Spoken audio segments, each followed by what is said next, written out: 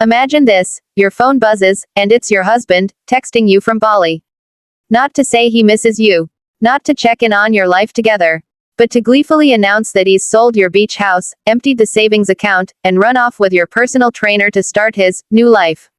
Oh, and he ends with a smug little, enjoy being homeless, lol.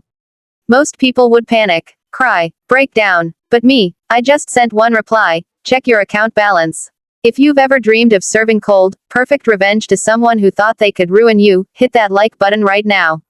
Subscribe, because you're about to hear one of the most satisfying betrayals turned inside out. I met my husband, let's call him Eric, years ago when I was still trying to build my own career. He was charming, confident, the kind of man who could walk into a room and make everyone laugh within seconds. At least, that's how it felt in the beginning.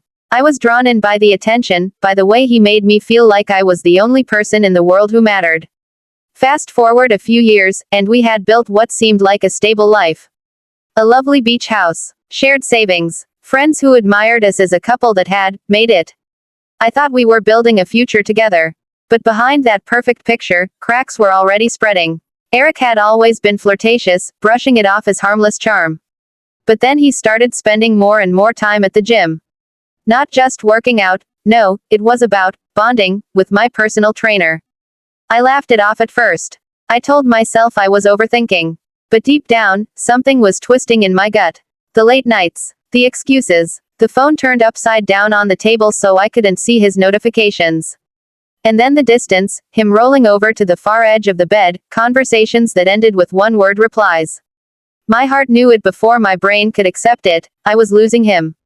And then came the text. I remember that morning like it was seared into my skin.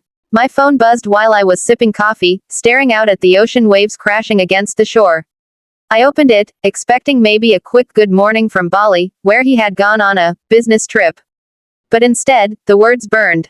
Hey babe, sold the beach house. Drained the savings. Starting my new life with trainer's name. Enjoy being homeless lol. My hands shook so hard I almost dropped my phone. For a second, I couldn't even breathe.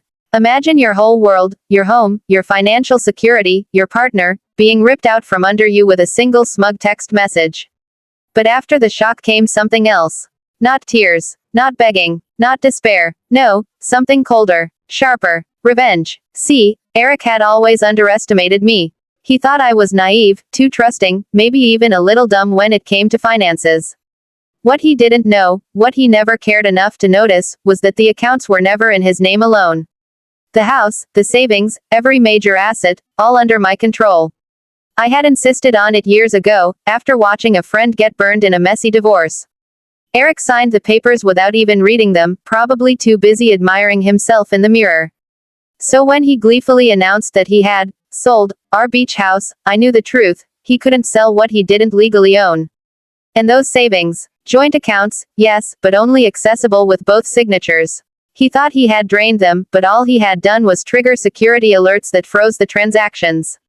So I took a deep breath, wiped away the last trace of shock, and typed a single message back. Just 5 words. Check your account balance. I could almost picture his smug grin faltering as he opened his banking app. The sinking feeling in his stomach when he saw it, balance 0. Not because he had taken it, but because I had already transferred everything into secure, private accounts under my name. Money he thought was his golden ticket was now completely out of his reach.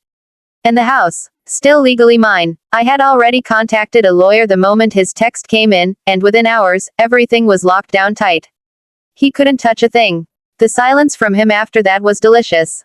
Hours passed. Then finally, another text came in, angrier this time. What the hell did you do? I smiled. For once, I held the power. Days later, word trickled back through mutual friends. Eric and my trainer were stranded in Bali, scrambling for cash, maxing out credit cards, and realizing too late that their new life was just an expensive fantasy. Meanwhile, I was still in our beach house, sipping wine on the balcony, enjoying the sunset without a care. Eric tried to call me, to beg, to threaten, to bargain. I let every call go to voicemail. Eventually, I blocked him. Let him sit there in paradise, broke and betrayed by his own arrogance. The final cherry on top. The trainer, his new fling, dumped him the moment she realized he didn't actually have money.